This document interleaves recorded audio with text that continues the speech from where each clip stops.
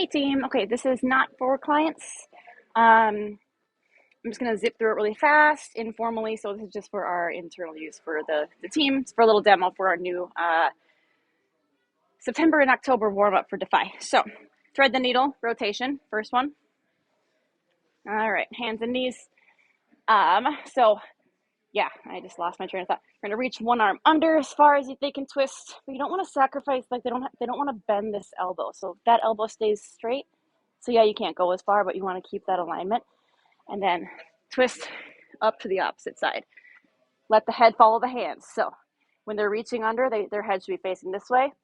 When they're reaching up, their head should be facing that way. And you can take that up onto an incline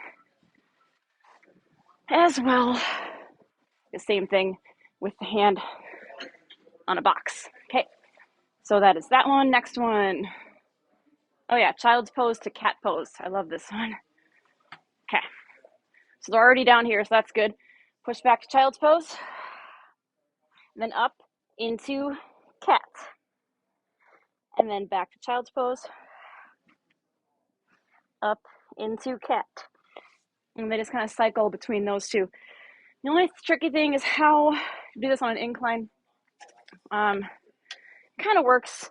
This is kind of low. They'd have to stand really far back, which is kind of fine, I guess. But yeah, they would just kind of push back to sink into this stretch up here, and then come up into cat. So it's not super ideal for the no floor option, but it does work. You can use these racks too. Like it would kind of be like a stretch like this, and then they can just round the back. You probably couldn't really see what I was doing there from this angle. What? Airplane. Haven't done this for a few warm-ups. It's a good one though. Think of it like a good morning. It's kind of, I think it's from yoga. I've never done yoga, but it's like a good morning, but we're reaching the arms back. So it's a hip hinge movement. That's the dominant movement pattern. Feet hip width apart, arms or palms facing inward towards the legs. They're going to reach up, opening their chest wide, tall. Try to get them to get their arms straight and strong.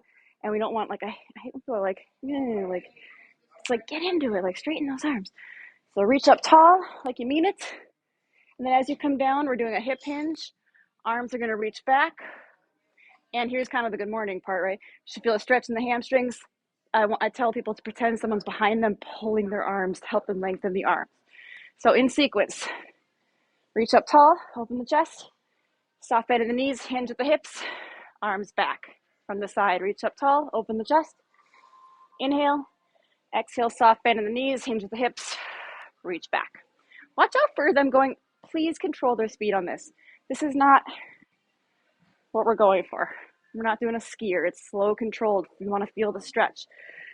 Here, make sure they don't go down too low and their arms up. I've seen some weird ass versions of this, so please watch them. And they have 2 months to get this right, so help them get it right. What? Internal, external hip rotations. Pretty straightforward. Most of your participants might need to go up to the racks to hold on. Totally fine. So it's a knee lift. You're gonna do an external and an internal. I don't know why I turned sideways for that. Pretty straightforward. Cue them to do a little pause in each position. Half second, just a little pause.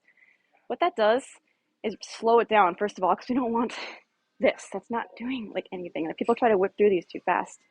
A little half second pause in each position.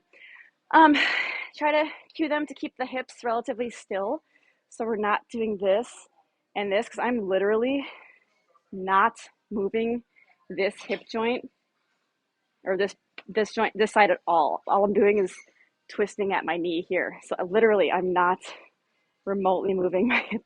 So their torso should always be facing forward. That's what a cue that I use. Chest is always facing here. If your chest is facing here, you're doing too much twisting at the knee, and that's actually really bad for the knees. Ankle mobility, 5 each variety, each direction. So this one, a little weird.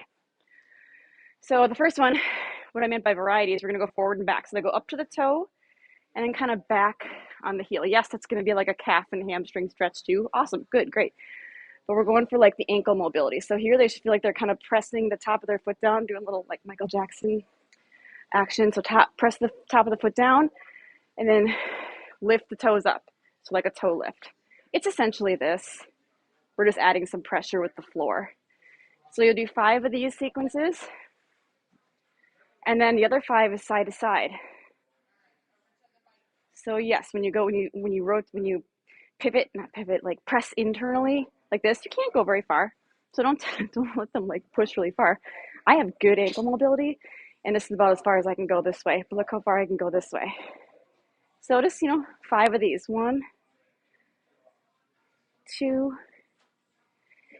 It's going to be cool over the course of 2 months to see if their ankles gain any flexibility. I think that's awesome because they tend to have really stiff ankles. I noticed that when I taught silver sneakers, some of their ankles would not move at all. So anyway, hopefully over 2 months of doing this, some corrective results can happen. Last one, forward to back and side to side hops, 5 each. Hiccup. 5 of those. 5 of those. I sped them up just to get them done. If they can't do the impact, which about half of our people can't, maybe not quite half, 25%, forward, back, run, side step touch. That is the alternative. So that is the new warm-up. Have fun.